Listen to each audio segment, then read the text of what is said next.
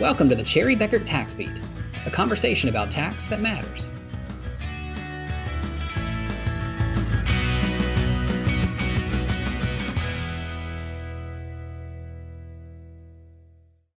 Welcome to this edition of the Cherry Beckert Tax Beat podcast. Today we're talking about a recent U.S. tax court case, Farhy versus Commissioner. The ruling in this case addresses penalties assessed against taxpayers who must report international tax activities. Joining in today's conversation is Brian Dill, the national leader of our firm's international tax practice. How you doing, Brian? Great. Pleasure to be here. And as always, joining me is Sarah McGregor from Greenville, South Carolina. How's it going today? Today is great, and it's sunny Greenville, South Carolina today. We're actually, after multiple days of rain, it's kind of nice to have a bit of sunshine for a change. And I'm Brooks Nelson. I've been in Washington, D.C. the last couple of days, and it has been surprisingly a little cool and chill up here, much cooler than chill than many of us visiting were expecting. But anyway, at least it wasn't 100 degrees yet. All right, so let's move on to today's topic. Just a little bit of background. Taxpayers who own or control certain foreign corporations, partnerships, disregarded entities, trusts, et cetera, are subject to penalties from the Internal Revenue Code if you don't meet required reporting each year. Typically, this reporting is done with a tax return. Sometimes it's done separately, sometimes it's both. Commonly, this reporting includes forms 5471, 5472, 8858, 3520. There are others, but those are kind of the big ones that most people run into. The penalties can start at $10,000 or $25,000 or increase from there. The central question in this Farhy case was whether or not the IRS has the authority to assess and collect these penalties.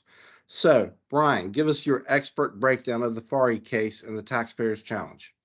I would be delighted to, Brooks. I think first, before we jump off into the facts, let's talk about the two major type of penalty procedures that the Internal Revenue Code has, because that's really what's going to be at issue. Some penalties provided by the Internal Revenue Code are what I call subject to deficiency procedures, which broadly means that taxpayers have the ability to access administrative and judicial review before assessment. What this really means is that taxpayers can access the tax court where one does not have to pay the penalty before judicial review occurs.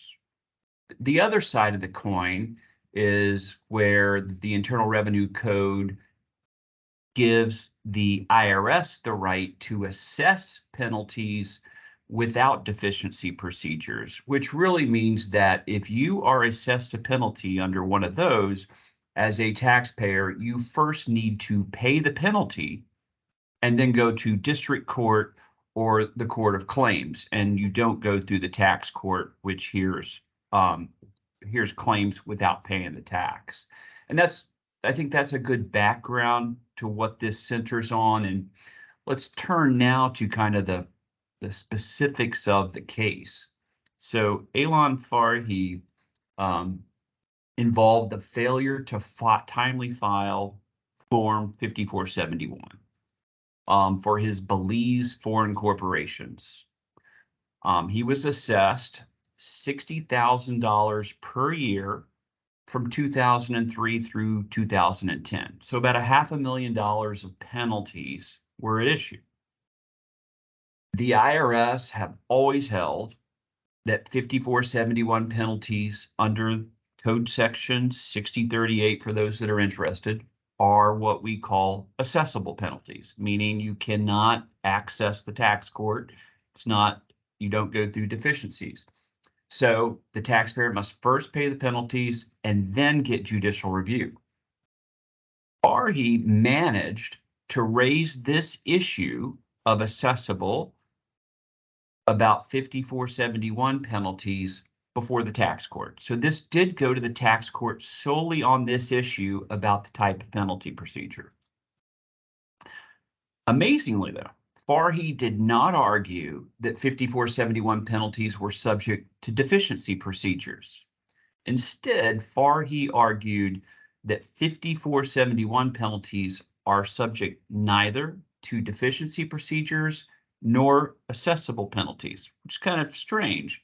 So what Farhy was saying is that the IRS couldn't assess it, and it wasn't a deficiency, and what the IRS must instead do was go to the Justice Department and get the penalties to be a judgment for collection. So the IRS couldn't do it on their own. They would have to go through the Department of Justice in this particular case. And we'll see. So Brian, the IRS could impose the penalty, but the taxpayer was arguing you can impose the penalty, but there is no way for you to assess it from correct. Yeah, and there's no to go get it, they would have to then get the Justice Department. It's a very similar case with FBARs. It follows the same procedures. Those are very unusual, though. Yeah, and so what did the tax court rule in this case? How did they decide? Well, just to let you know, the government, just to put the government's reply on here, is they argued that they were assessable penalties. And the funny thing is, when you look at it, we all knew that been in the business a long time. We've all known that 6038 really wasn't specifically an assessable penalty. And we always thought this is a broken section. They need to fix it. It's one of those legislative fixes that never occurred. So what they said was that, they could not be subject to deficiency provisions, and nothing in this code section 6201 related to the assessment authority and limited its ability to do Chapter 68 penalties. So what did the tax court hold? Lo and behold, the tax court, full stop, rejected the government's view. Judge Marvel noted that Congress had been specific about assessments in other contexts.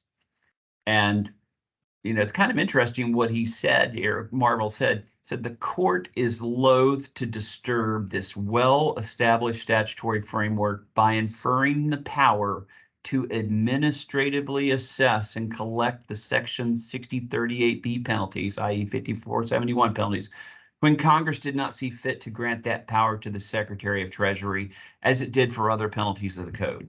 So a full stop loss for the government in this case. So that's really going to put a damper. Is there a thought this has just been like a technical glitch in there, or is this something that has been around, but just people have just sort of nodded and let the IRS pretend like they have this authority until this case came up? I'd say it's the latter. We pretended a little bit. It's one of those things that just did not get taken up and argued. It was always discussed, but it's there now, and now we are in this ether of unknowing. So I guess that's the follow-up question. So procedurally, there's this argument about the ordering, so to speak, but does this mean the penalties are actually null for Farhy?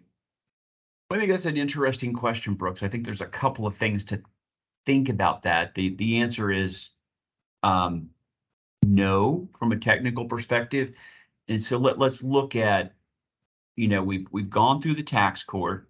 So we've talked to the IRS, and the IRS has not issued any formal guidance here. We have heard that for cases pending review by IRS appeals, they haven't said this formally, but the people I've talked to have said that Farhy will not be viewed as controlling law. So if you're at IRS appeals, it's business as usual. And essentially what's happening is the IRS has not acquiesced, and everyone fully expect the IRS to appeal this case. So I would expect 5471 penalties to still be assessed. I think there's going to be a ton of litigation on this because there are thousands of taxpayers affected. And the penalties, as you noted, Brooks, I mean, some of these penalties start at $25,000 per pop. So we're not talking about immaterial dollars here. Right. And so the government is going to continue their current efforts to collect on these penalties, and maybe start some using DOJ to start some collection procedures as well, or just hold off on that until after appeals, you think?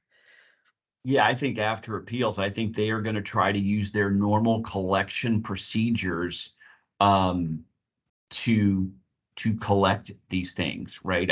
They're not going to go through Department of Justice. They have not acquiesced, and we don't have a fix. I think they are still going to treat it with a blind eye to the tax court at this point and treat them as assessable penalties. Right. Well, the taxpayer advocate has blogged about this and has included this as a red flag issue that need asking Congress to fix this particular code section. But the advocate has also talked about a separate kind of related issue about the need for a clear statute of limitations on these penalties. Can you help explain a little bit about that? I will try, Sarah. Statute of limitations here is a little messy because there's several at issue. If you've been affected by these penalties, right? I think the first thing is, to take advantage of this decision, I would think and talk to your attorneys about protective claim for refund, because there's a 2-year statute of limitations out there. So, you would think about, if you think you're entitled to this, you might file a protective claim for refund under the 2 years. Regarding penalty monies, there's a second category. You've been assessed, but what about penalty monies already paid? And you think it should run through the different because the IRS didn't go through the Department of Justice and this was an illegally collected penalty because it's an invalid assessment. The IRS might argue that the claim itself is not invalid, right? That the underlying penalty actually applies. And some believe the government may take no action on refund claims now. So what is that? If the taxpayer files suit, the government may counterclaim for penalty, right? So how will they collect? So if you look in the statute of limitations, not in the Internal Revenue Code, but if you look at U.S. Code Title 28, Section 2462, there is a general statute of limitations provision that applies in most contexts, unless there's a specific, and I think this applies here. It states that a suit to enforce penalties must be commenced within 5 years from the date a claim accrued. So to me, that could be a big issue regarding the government's ability to bring suits to collect illegally assessed penalties, if it is illegally assessed. Because the problem is here, as we all know with the IRS right now, many of these penalties have been at IRS appeals for way longer than 5 years. So there's the case that many of these appeals might, these assessed penalties, if they are ruled illegally assessed, may have run the 5-year statute. And so that needs some clarification also, and that certainly wasn't part of this case. Yeah. So I see more litigation coming in some of these other areas now. I think this is an expensive area because when you mention litigation, it's expensive. So yes, yeah. I think there's a lot of litigation around this forthcoming. Do you pay the $25,000 penalty, or do you try to file some suit to get out of that penalty? And it might cost you double, triple that to do so. Yeah. Who knows? And I think it's a big area because Brooks mentioned it briefly, but I'll kind of,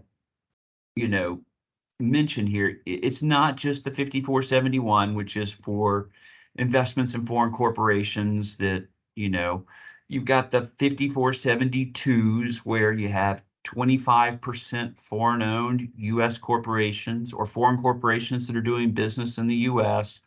You got that. That's a $25,000 penalty. That's under this probably. You've got investments in certain foreign partnerships, 8865s.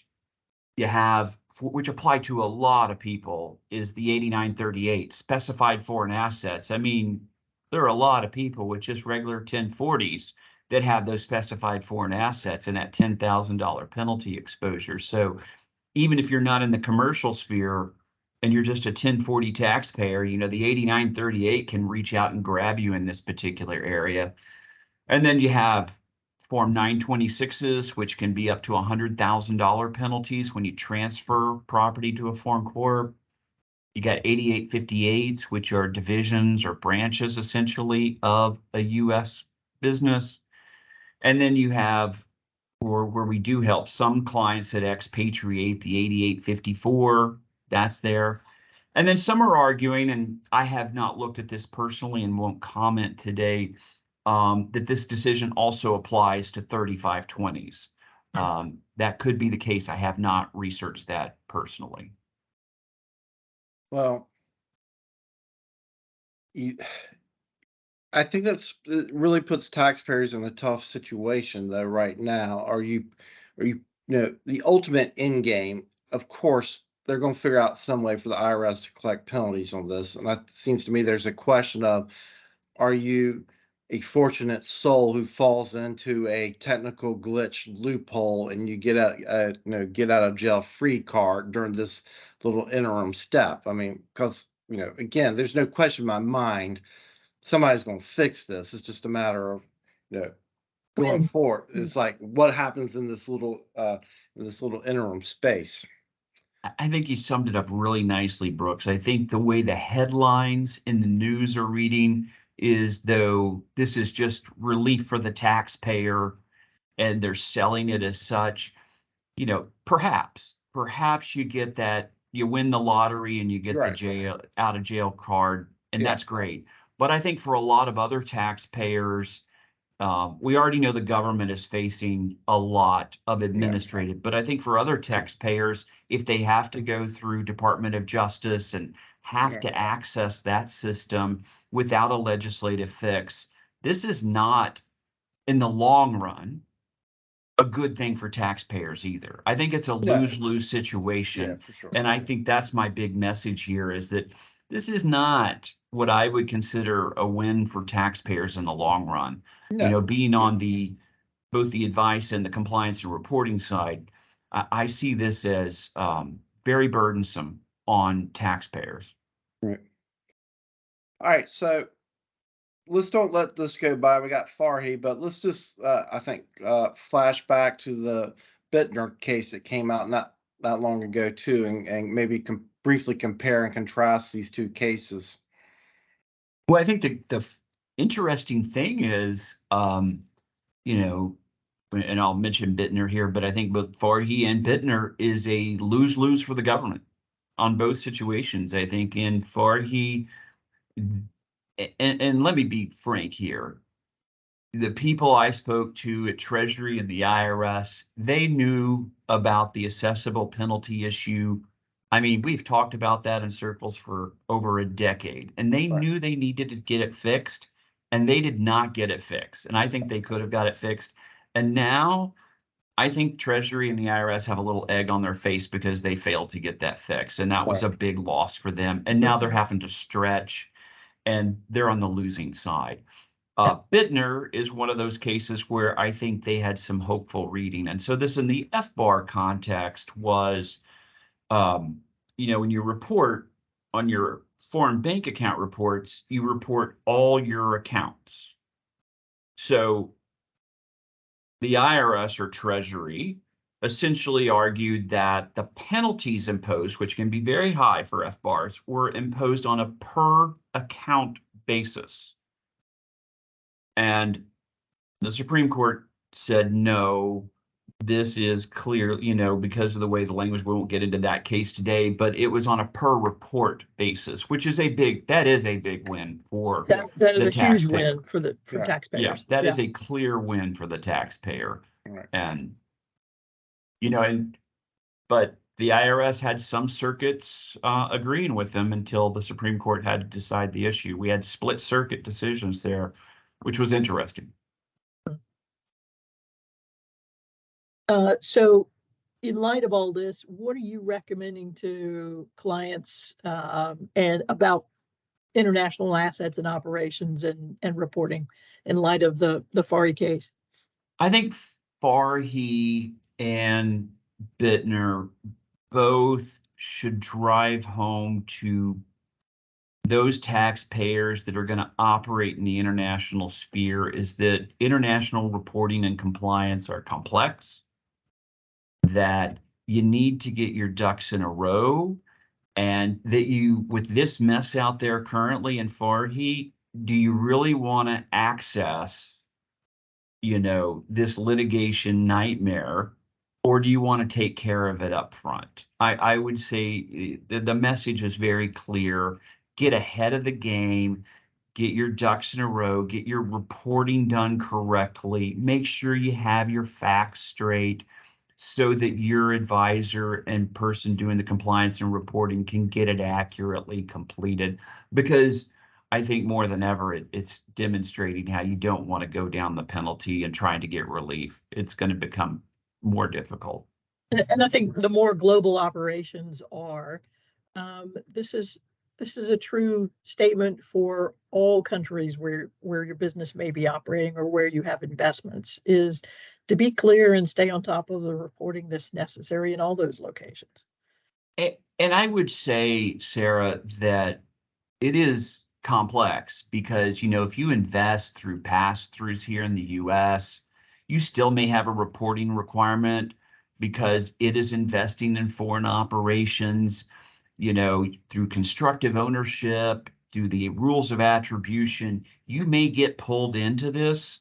So it's very important you have a clear indication of your facts and circumstances and what your investments are doing and how they're going offshore so that you get the reporting correct. And it is not intuitive, right? It's not always straightforward what needs to be reported. And as people want to go more global, it is much more complex. You're correct.